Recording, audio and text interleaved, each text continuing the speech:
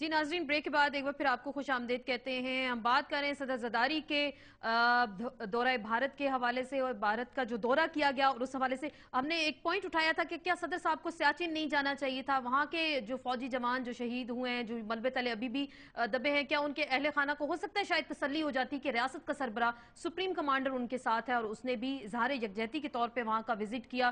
اور اسی حوالے سے ہم بات کرتے ہیں۔ خرم دستگیر صاحب، آپ نے بھی یہی پوائنٹ اٹھایا تھا، پارلیمنٹ کو بائی پاس کیا گیا۔ میرا پھر وہی سوال، ہم نے جس چیز کو ٹارگٹ کیا، فوکس کیا کہ کیا صدر صاحب کو سیاچن جانا چاہیے تھا یا نہیں جانا چاہیے تھا؟ جی بالکل جانا چاہیے تھا۔ جب محمد نواز شریف پاکستان کے عوام کے وزیر اعظم تھے تو وہ تین دفعہ سیاچن تشریف لے گئے تھے اپنے جو وہاں ہمارے فوجی جو پاکستان کی جنگ لڑ رہے ہیں ان کو سپورٹ کرنے کے لیے۔ تو وہ تو سپریم کمانڈر بھی نہیں تھے، تو سپریم کمانڈر کی یہ صرف کمانڈ کرنا، تو ابھی تو وہ کمانڈ کی ہمیں نظر نہیں آئی، لیکن کم از کم قیادت کا کام عیادت بھی ہے، اور عیادت بہت ضروری ہے۔ یہ اس بات کو ایکسپریس کرنا کہ وہ اس مشکل مرحلے میں اپنے فوجی جوانوں کے ساتھ ہیں۔ لیکن یہ ایک عجیب سی اس وقت اس حکومت میں جو جمہوریت کا راگ الاپتے ہیں، ایک عجیب سی سول ملٹری ڈائنامک ہے کہ جہاں واقعی ضرورت ہوتی ہے سویلین قیادت کی، یہ مفلوج اور مفرور نظر آتے ہیں اور ان کی ترجیحات کچھ اور ہیں۔ ان کی ترجیحات آپ کو کچھ اور نظر آ رہی ہیں، لیکن آپ نے کہا کہ وہ یکجہتی کے طور پہ چلے جاتے، لیکن آپ کو 2-4 دن پہلے بڑی سخت قسم کی زبان استعمال کی گئی، لیکن آج ہم نے دیکھا آپ لوگ سارے اکٹھے بیٹھ کے پریس کانفرنس بھی کر رہے ہیں۔ جی آج کی جو پریس کانفرنس ہے وہ تو وفاق کے ساتھ جو پنجاب کی بہت سخت گریونس ہے توانائی کے معاملے میں، بجلی اور گیس کے معاملے میں، اس کے اوپر تھی، اور اس میں جو پوائنٹ تھا پنجاب کے 6 مین پوائنٹس تھے۔ ایک تو سب سے بڑی بات یہ ہے کہ ملک میں جو لوڈ شیڈنگ ہے بجلی اور گیس کی، وہ منصفانہ ہونی چاہیے۔ یہ نظر نہیں آنا چاہیے کہ ایک جگہ 18 گھنٹے اور ایک جگہ 4 گھنٹے۔ پہلا تو کیس یہ تھا نمبر 1 کہ ہمیں جو ہے یہاں منصفانہ لوڈ شیڈنگ چاہیے، اور اس میں یہ بہت بڑی پنجاب کی گریونس ہے۔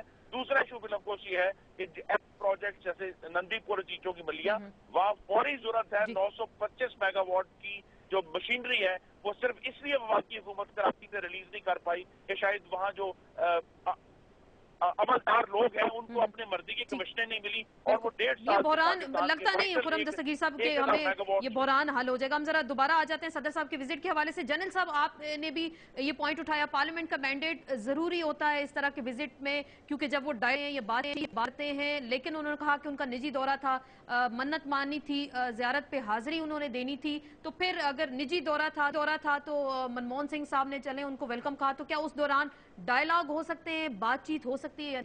دیکھیں جی، نجی دورہ کیسے ہوا؟ 40 ممبر کا وفد ان کے ساتھ گیا تھا، وہ کس کے خرچ پہ گئے تھے؟ کیا زرداری صاحب نے جیب سے ادا کیا تھا ان کو؟ نہیں سر، وہ پاکستان کے خرچ۔ یہ غلط ہے، یہ ساری کی ساری بات، یہ ساری ادھر فروئی باتیں ہیں۔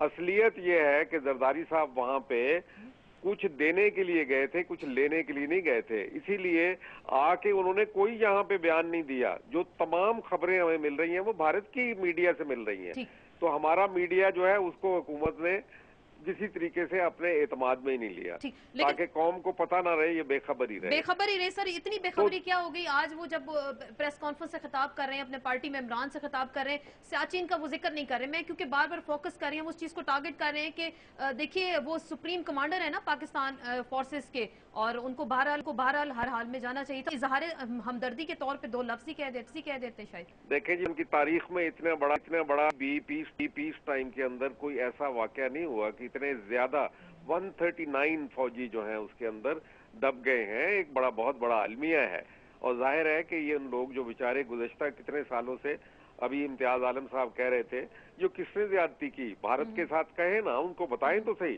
یہ امتیاز عالم صاحب جو ہیں یہ کیوں نہیں کہتے بھارت کو کہ تم غلط کر رہے ہو؟ ایک دفعہ بھی کبھی انہوں نے نہیں کہا۔ بالکل میں سمجھتا ہوں کہ سیاچن میں آنا شملہ معاہدے کی خلاف ورزی تھی اور غلط تھا، ہندوستان کو وہاں سے فوجیں نکالنی چاہیے۔ اور یہ جو جنرل صاحب نے کہا کہ جو 89 میں بے نظیر نے معاہدہ کیا تھا، جس کی انیشل ہو گئے تھے ڈیفنس سیکرٹریز کی میٹنگ میں، اس میں کہیں یہ بھارت کے قبضے کی بات نہیں مانی گئی تھی۔ اب اس کے بعد اصرار ہوا ہے کہ یہ لکھا جائے کہ کہاں فوجیں کہاں موجود ہیں، اور میں سمجھتا ہوں کہ یہ مطالبہ کرنا بھی یہ بھی اس شملہ معاہدے کے خلاف ہے۔ اور میں تو یہ کہہ رہا ہوں کہ دونوں ملکوں کو یہ شملہ معاہدے کی خلاف ورزی تھی، بھارت کی فوجیں وہاں آنا، वहाँ फौजें दोनों मुल्कों का रखना अपने जवानों के साथ ज्यादती है, अपने सिपाहियों के साथ ज्यादती है, वहाँ से निकालें। वहाँ कुछ जंग में लोग नहीं मर रहे, वो मौसम के हाथों मर रहे हैं। फिर ये कहना कि ये जो हम बातें करते हैं, इतना अहम दौरा हुआ है, उसे हम बिल्कुल ट्राइबल इश्यूज के साथ ना जोड़ें कि वहाँ क्यों नहीं गए, वहाँ भी जाना चाहिए। अभी वहाँ पे चीफ ऑफ आर्मी स्टाफ गए हैं, सदर जरदारी को भी वहाँ विजिट करना चाहिए। लेकिन आप गौर कीजिए कि हमने ये सब कुछ देखा नहीं कि इसके क्या क्या मुज़मरात है। आज तक हकायक क्यों नहीं सामने लाए जा रहे हैं कि ना हिंदुस्तान में ना पाकिस्तान में कि सियाचिन में कितने हमारे जवान मारे गए हैं और इसमें कितना पैसा खर्च हो रहा है। पाकिस्तान 5 अरब रुपए इस बेहुदा सेंसलेस जिसका कोई नतीजा नहीं उस जंग में खर्च कर रहा है। हिंदुस्तान 30 अरब रुपए खर्च कर रहा है साल का। और मैं समझता हूं कि ये क्राइम है अपने अवाम के साथ, हिंदुस्तान भी कर रहा है और पाकिस्तान भी कर रहा है। जनरल साहब आखिरी बात 10 सेकंड, क्या ये वाकई क्राइम है सियाचिन में दोनों फौजें आमने सामने हैं? जी नहीं, जब आपके ऊपर कोई हमलावर होता है जो कोई मुआहदे की खिलाफ वर्जी करता है तो आपको उसका मुकाबला करना चाहिए। बहुत बहुत शुक्रिया। सीधी सी बात है, दुनिया में ये मुस्तनद कानून है, दुनिया का जो इखलाकी एतबार से, कानूनी एतबार से हमारा हक है, हम जायज है और जायज मकसद के लिए आपको डट जाना चाहिए। कौमों का यही रवैया होता है। बहुत बहुत शुक्रिया जनरल साहब, वक्त की कमी है। दूसरी बात ये है कि ये जरदारी साहब जो मर्जी कर ले, ये नहीं होगा। जरदारी साहब की क्या साख है, उनकी यहाँ पे कोई बात मान नहीं सकता, उनके कौन पूछता है उनको, और हम ये नहीं होने देंगे जो ये करना चाहते हैं। बहुत शुक्रिया जनरल साहब, मेरे पास वक्त की कमी है। बहुत बहुत शुक्रिया आपका, आपने हमें ज्वाइन किया। इम्तियाज आलम साहब, खुर्रम दस्तगीर साहब, आपको बहुत शुक्रिया। टारगेट पॉइंट से हमारा ये सफर पीर से जुमा 8:05 पे डॉन न्यूज से जारी रहेगा और हम उम्मीद करेंगे ट्विटर और फेसबुक पे भी आप हमें ज्वाइन करें। इसके साथ ही आसमा चौधरी को इजाजत दीजिए, कल फिर मुलाकात होगी। अल्लाह हाफिज।